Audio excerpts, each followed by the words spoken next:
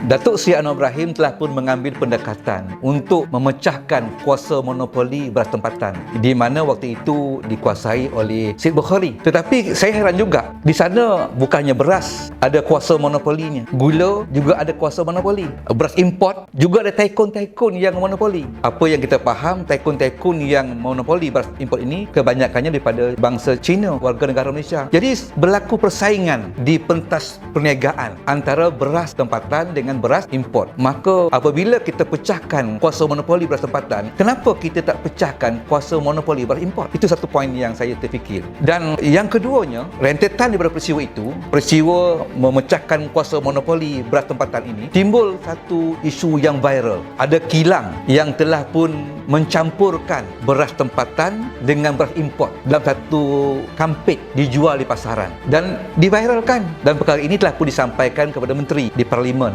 tetapi menteri berkenaan telah menjawab mengatakan beliau tidak mendapat apa-apa aduan tentang maklumat beras import itu dicampurkan dengan beras tempatan. Okeylah, maknanya apabila tidak ada aduan, menteri mengambil sikap bahawa itu bukan isu. Sekarang timbul isu yang ketiga yang saya nak kongsikan pada kita semua, di mana beras Malaysia Madani yang menghimpunkan ataupun mencampurkan beras import dan beras tempatan. Jadi saya terfikir seolah-olahnya idea yang dibuat oleh kilang dulu mencampurkan beras tempatan dengan beras import itu, itulah formula yang diamalkan, diambil oleh kerajaan kita hari ini. Keluarnya beras campuran dinamakan beras Madani. Apa kesan dia? Kesan dia ialah selama ini masyarakat Malaysia boleh memilih antara beras tempatan dengan beras import. Tetapi apabila dicampurkan beras tempatan bercampur dengan import dengan harga dikatakan RM30 satu kampit 10 kilo itu, maka hari ini peluang rakyat Malaysia untuk memilih tidak ada lagi. Mahu tak mahu, mereka terpaksa memilih beras Madani yang dicampurkan antara tempatan dan juga import ini. Dan saya rasakan taikun-taikun pada beras import ini mendapat untung sebab mereka telah pun mendapat satu peluang, beras mereka dipasarkan juga di pasaran bersama-sama dengan beras tempatan yang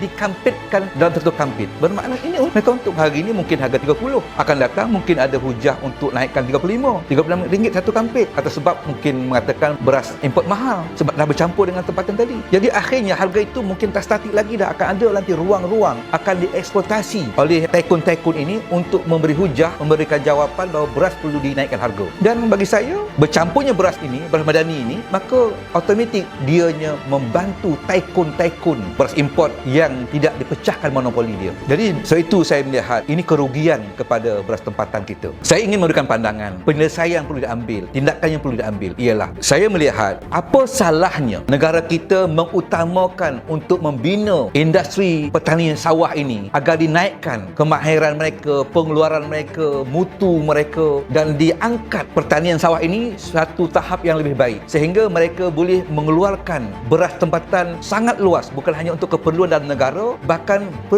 boleh diimport ke luar negara, dieksport ke luar negara untuk menjadi income negara. Kedah terkenal dengan jelapang padi. Kelantan tak kurang muka bumi mereka sesuai untuk tanam padi. Selangor juga begitu. Kalau kerajaan boleh memperuntukkan bajet tahunan 10 bilion kepada Pulau Pinang untuk membina LRT, bagi saya kalau ditangguhkan dapat dibuat, kesan dia taklah seburuk kesan beras ini. Apa salahnya kalau 10 bilion diperuntukkan untuk membina, membangunkan negara kita ini pengeluar beras tempatan, di segi kualiti dia, di segi pengeluaran dia, di segi mutu dia. Akhirnya negara kita terkenal sebagai bukan hanya beras itu keperluan negara kita, bahkan kita boleh memberikan beras itu dieksport ke luar negara. Sekurang-kurangnya di rantau ini, Malaysia terkenal sebagai pengeluar beras di rantau ini. Ini satu pandangan yang bagi saya berjasa telah memberikan satu idea yang bernas, yang segar, yang perlu diambil kira oleh kerajaan hari ini. Sebab kita ada muka bumi yang sesuai untuk tanam beras. Kecuali lah kalau kerajaan memikirkan, oh, kenapa kita berikan 10 bilion kepada Pulau Pinang, sebab Pulau Pinang itu rakan kita. Kenapa tak berikan kepada Kedah, Kelantan untuk membina negara pengeluar beras di rantau ini dengan 10 bilion itu besar angkanya, kerana mereka itu dipimpin oleh parti pembangkang. Kalau ini mentaliti kerajaan, sampai bila pun negara kita akan mundur, takkan mampu melangkah ke hadapan lebih jauh lagi. Kerana mentaliti kita dibendung, dipagar, ditembok oleh kepartian yang sangat tebal. Negara tak akan maju. Kerana apa? Kerana kita sangat terkesan kepada bertindak melihat kepada apa untungnya parti aku dan apa ruginya parti aku. Ini satu persepsi, satu tindakan yang akan merugikan negara kita.